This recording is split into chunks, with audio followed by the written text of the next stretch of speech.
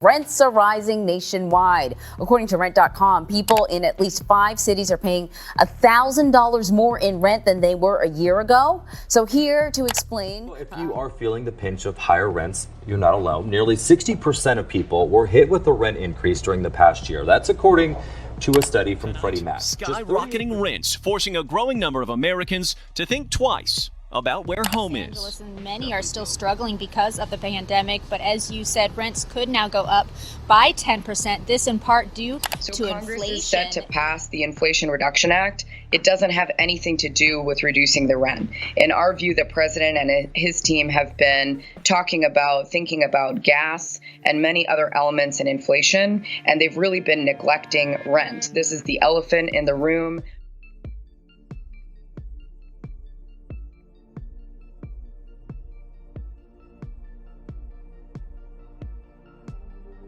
The rent is too damn high. You know it. I know it. This guy knows it. So you might be asking yourself, how am I paying so much money right now? Why is my landlord such a piece of shit for raising my rent so high? Even though nothing has essentially changed in my apartment whatsoever. To break it down, rent is determined in large part by the overall value of the mortgage market. After all, the amount of rent that you are paying is guaranteed to be set at a rate that covers all owner expenses, including estimated maintenance costs, plus whatever your landlord takes off the top as profit. As the cost of ownership goes up, so does the cost of rent. But how did housing prices increase so much in the last couple of years? According to the Federal Reserve, our central banking system that regulates the economy, the combination of lower interest rates, support for household incomes, a pandemic-related rise in demand for home offices and single-family homes, widespread mortgage forbearance programs, the tenant eviction ban, and supply constraints pushed up home prices.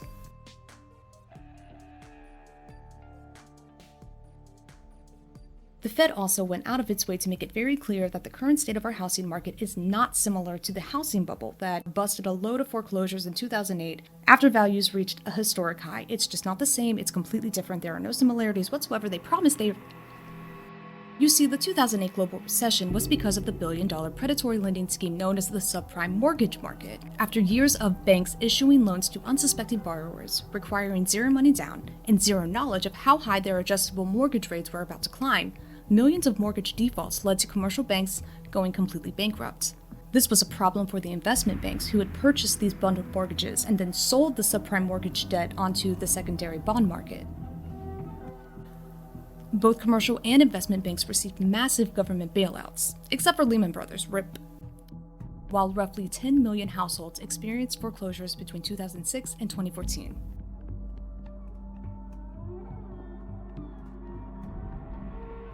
Entities on the Wall Street shadow realm who helped tank the subprime mortgage market saw an opportunity to capitalize on the number of households who would be relegated to a lifetime of renting. In 2011, investment bank Morgan Stanley released a proposal highlighting a possible investment opportunity if institutional investors acquired these new or soon-to-be foreclosed homes.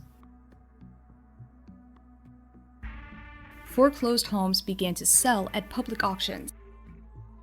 Private equity firms created their own portfolios of single-family properties for the specific purposes of converting these homes into rental units. Bidding wars between institutional investors on Wall Street became common practice. Blackstone's Invitation Homes was the first private equity group turned corporate landlord. Their business model was emulated by other Wall Street entities to create the single-family rental securitization market. In some cases, these companies would buy homes out from under distressed homeowners, convert them into rentals while they were still living there, charge rents higher than the cost of their mortgages, and eventually price them out of their own homes. This process was brilliantly broken down in Aaron Glantz's book Homewreckers, which tracked the aftermath of the '08 crisis and specifically one of the 10 million single-family homes that went into foreclosure. This home in particular was purchased at a bank auction by the private equity firm Colony Residential, owned by Tom Barrick. Records showed on this particular property a lien recorded against it in the amount of $1/2 of $1 billion. That means the owner of the house owed someone $514 million. If they didn't pay it back, the lien meant that the lender had the power to take the house. Of course, the home wasn't worth $514 million, nowhere near it. But that was the value of the lien recorded against every single house in the bundle. The 144-page loan document created a business relationship between the new owner of the house, a wholly owned subsidiary of Colony, chartered in Delaware, and international banking giant J.P. Morgan Chase. Chase was listed as the beneficiary, meaning that it provided the $514 million and could take all the houses in the bundle if Colony or, more correctly, CAH Borrower 2014 1 LLC didn't pay back the money. Interestingly, the loan wasn't only backed up by the houses themselves, but also from the rent tenants would be paying on those homes. Each deed of trust gives J.P. Morgan Chase the right to either seize the houses, or simply collect and keep the rent for itself, if anything goes wrong. All told, the number of homes secured in the deal, in other words, that J.P. Morgan Chase could take if the loan went bad, was 3,399. According to the Kroll Bond Rating Agency, Tom Barrack's company paid $540 million for the 3,399 homes, around $158,000 each, buying most of them in the first 6 months of 2013. At the same time, Colony held onto the houses and collected rent, with their tenants paying off the new mortgage-backed security. Adding in its other fixed costs, including property tax, insurance, and a set-aside for future capital expenses. The ratings agency estimated Colony would clear $7,300 a year on each home in the security, or $25 million per year for the entire bundle. And that didn't count any rent increases that Colony might levy in the future. If rents went up, they would make even more money. Kroll also assumed that out of every 10 homes in the security, 1 home was vacant at any given time. So, what was in it for J.P. Morgan Chase?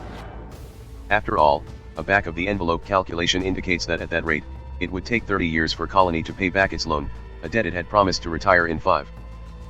After providing the $500 million loan to Colony, J.P. Morgan Chase then divided it up into 5 pieces, or tranches, and profitably sold those slices of debt to investors on the bond market. These tranches were appealing, since Kroll declared they were a good bet for investors, in that they were likely to be paid back on time and with interest. Kroll gave the top tranche of the bundle, a $291 million slice of debt, in AAA grade, indicating almost no risk. 3 of the other 4 tranches were deemed to be a grade, meaning that more than 80% of the debt was high quality. Other ratings agencies, including Moody's and Morningstar, gave similarly glowing assessments of the deal. Who were those investors, the people who would be the ultimate owners of these homes should anything go wrong? For example, who bought the top, AAA tranche for $291 million? I asked Ray Palecchia, a spokesman for the Financial Industry Regulatory Authority, which oversees America's brokerage firms. I'm not sure we know the answer to that question, he confessed. All transactions that take place on the bond market are reported on the Trade Reporting and Compliance Engine system, but without names attached. In any case, after their initial sale, the securities would be traded on the secondary market, where no one was keeping track. You're not going to get any names, he said. A spokeswoman for the Securities and Exchange Commission was also of no help. The government didn't track the transactions, she said, so maybe I should check with Colony.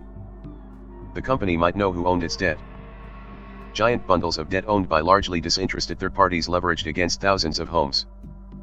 That's the twisted mess that plunged America into its worst economic downturn since the Great Depression. To make sure I wasn't jumping the gun, I called Nobel Prize-winning economist Joseph Stiglitz, and one of the few experts to have correctly predicted the housing bust. Sadly, Stiglitz told me that all the same problems were still in play. Because of the securitization process, J.P. Morgan Chase, the bank that lent Colony $514 million, had no financial stake in making sure the money was paid back. It had already sold the debt off to other investors. It's almost identical to the mortgage-backed securities created before the bust, he explained, but in one way, it's worse. Because now the owner of the home itself is as distant as the owner of the debt. Plus, Wall Street investors such as Colony and Blackstone weren't in it for the long haul. They were flippers. No party in the financial transaction was looking out for the long-term interest of the houses or the communities where they were located. In order to pay down their debt that they owed to their lien holders or investment banks, they required a steady flow of rental payments. Renters.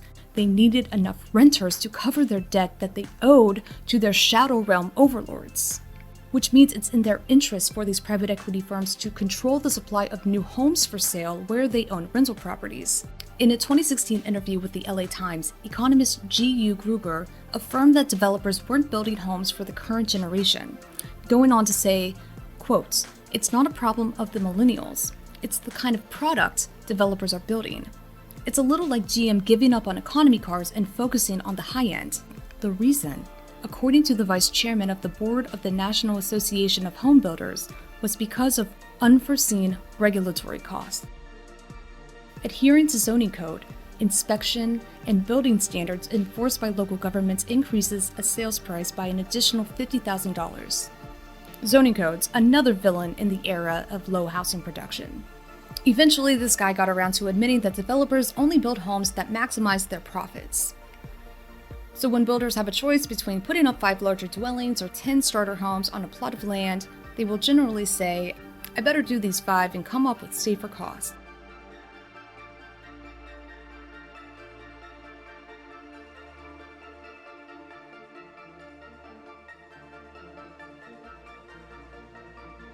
Economic recovery after 2008 was notoriously slow for the millennial generation, just entering the workforce. The complete economic shutdown and market crash left millions of older workers without a retirement fund, keeping them working longer than anticipated. Lack of job opportunities pushed millennials back into their parents' homes, where they stayed there waiting for the older generations to phase into retirement. Things weren't so easy for the millennials, who became the cultural scapegoat for why the economy and the housing market didn't work as it once did. The reality was that millennials weren't financially equipped to afford the things that their parents had at their age. And developers weren't willing to hedge their bets on millennials one day reaching the level of financial security required for homeownership.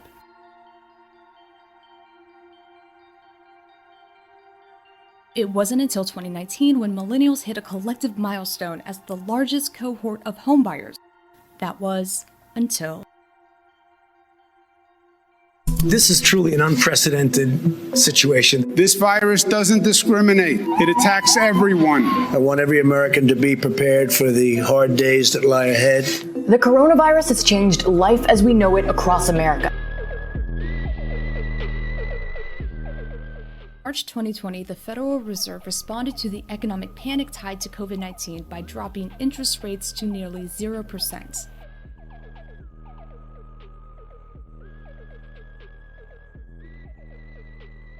The rate governs how much banks pay each other in interest to borrow funds from their reserves kept at the Fed on an overnight basis. This is what is known as the repo market.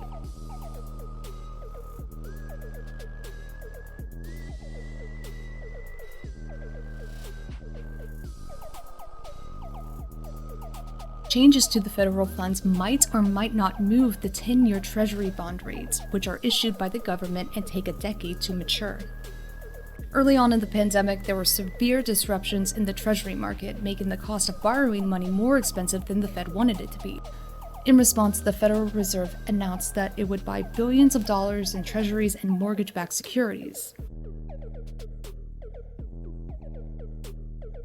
The move was to support the flow of credit, which helped push mortgage rates to record lows.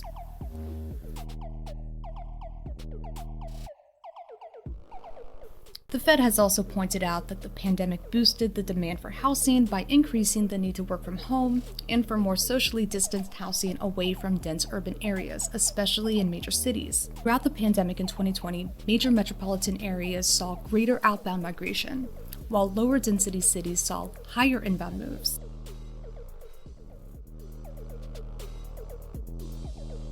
One in 10 Americans moved to a new location in 2020, which led to a greater demand for housing in markets where more people were moving in than moving out. Workers from Silicon Valley moved to Boise, Idaho, where the cost to own a home was much cheaper than in the Bay Area.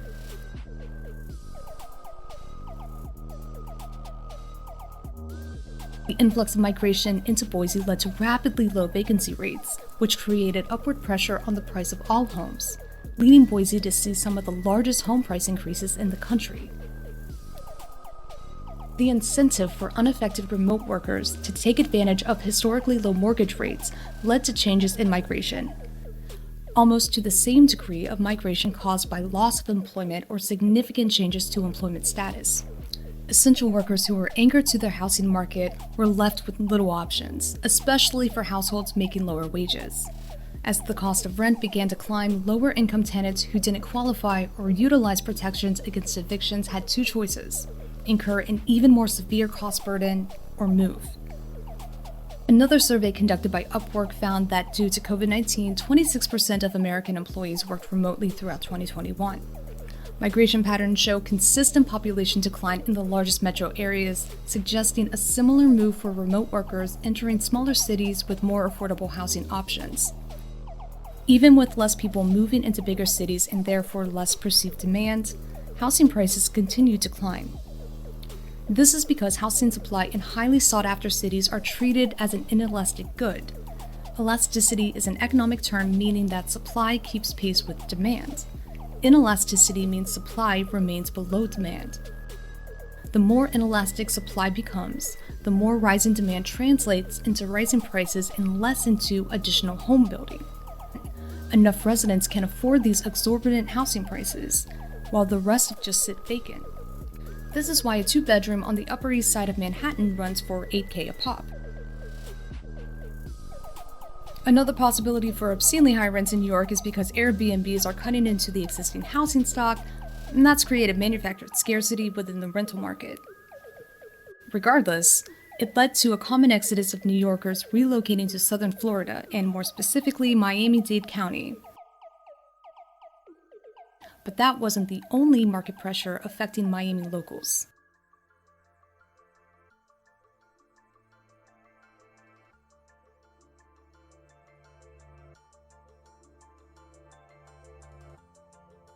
Institutional investors also took an interest in South Florida real estate among other locations, creating unprecedented competition within the buyer's market.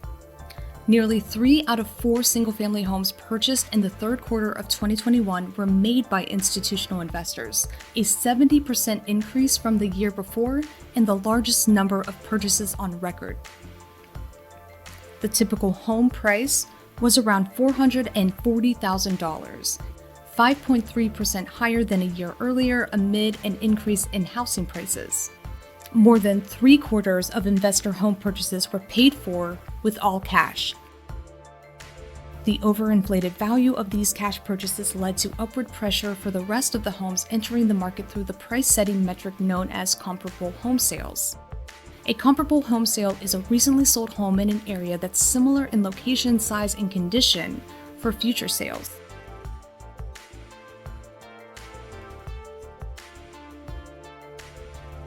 Institutional investors had the advantage of having cash on hand to outbid their competition, in some cases 6 figures above original asking price. Comp sales were then highly increased due to institutional investors overpaying for homes in areas where they had a presence in the single-family rental market.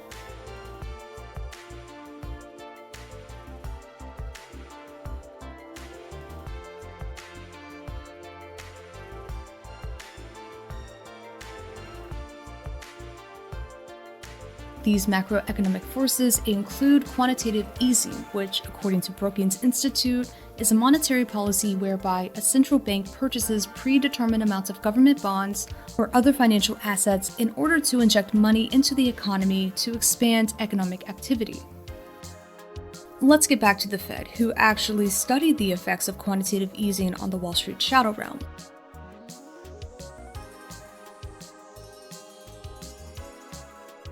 Research presents evidence that the Federal Reserve's mortgage-backed security purchases during quantitative easing directly crowded out private sector investment opportunities for non-bank financial institutions.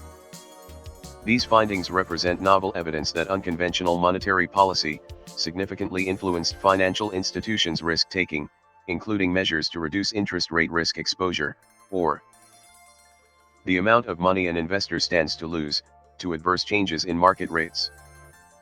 The study focused on agency mortgage real estate investment trusts, known as shadow banks.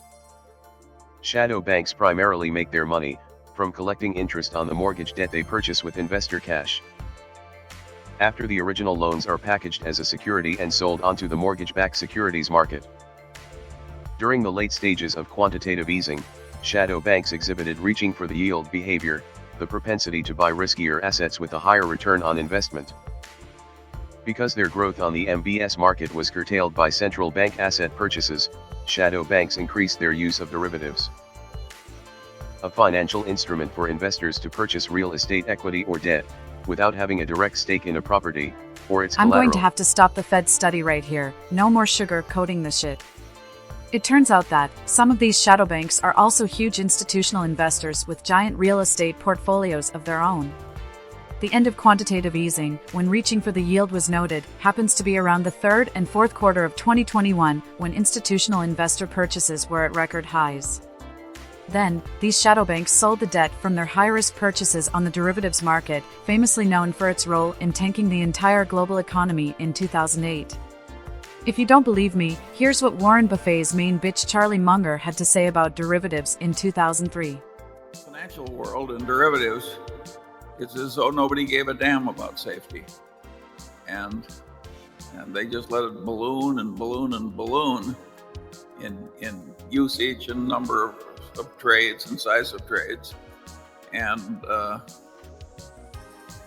that ballooning is aided by this false accounting, where people are pretending to make money they're not really making. I regard that as very dangerous.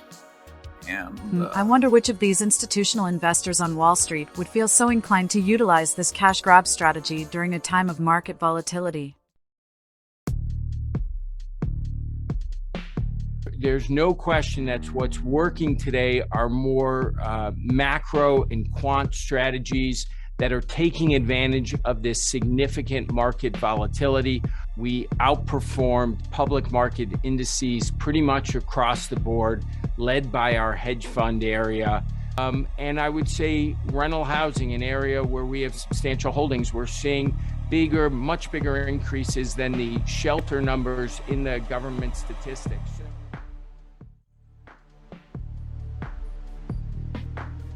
Blackstone also reported its highest earnings on record earlier this year. Half of these earnings came directly from their real estate portfolio. And Blackstone is not the only institutional investor raking in record profits. Accountable US found that during 2021, the largest publicly traded property groups reported a 50% increase in combined earnings. Top executives of these companies also received a 20% raise. The only way this could be possible is through charging astronomically high rent prices. Because institutional investors are essentially shadow banks on Wall Street, they had the capacity to manipulate real estate values where they have a market presence.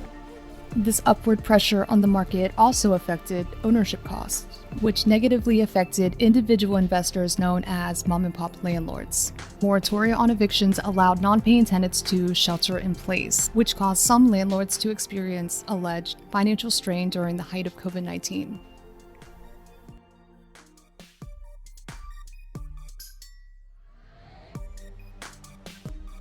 In September 2021, 1/3 of individual single-family rental homeowners indicated that they had sold or planned to sell one or more of their properties. I bet some of these buyers even were willing to pay above asking price, with cash. If that's not bad enough, landlords are still looking to collect from their tenants who owe back rent from COVID-19 related job loss. Survey results from Avail found that landlords who missed rental payments during the pandemic were 8% more likely to increase rent by a larger percentage. 23% of landlords were already considering an eviction for non-payment, and another 50% would push for eviction if their tenants miss 1 or 2 months of rent in the future. Nearly all landlords plan to increase rent by some amount over the next 12 months. For fuck's sake, even Bloomberg sees the writing on the wall, warning in June that the Federal Reserve's attempt to stop inflation by imposing sky-high interest rates could have a ricocheting effect on the cost of rents. These astronomically high rental hikes are expected to remain persistent throughout the year. Federal Reserve Chair Jerome Powell even testified at a Senate Banking, Housing, and Urban Affairs Committee that the Fed's commitment to reducing the strongest inflation that we have seen in 40 years is unconditional, and even acknowledged that sharply higher interest rates may push up unemployment. And with potential increased unemployment rates and no anticipated response from Congress to offer financial support or tenant protections, we could be heading into a major eviction crisis. How many failed monetary policies are going to be implemented before the Fed acknowledges that the call is coming from inside the house?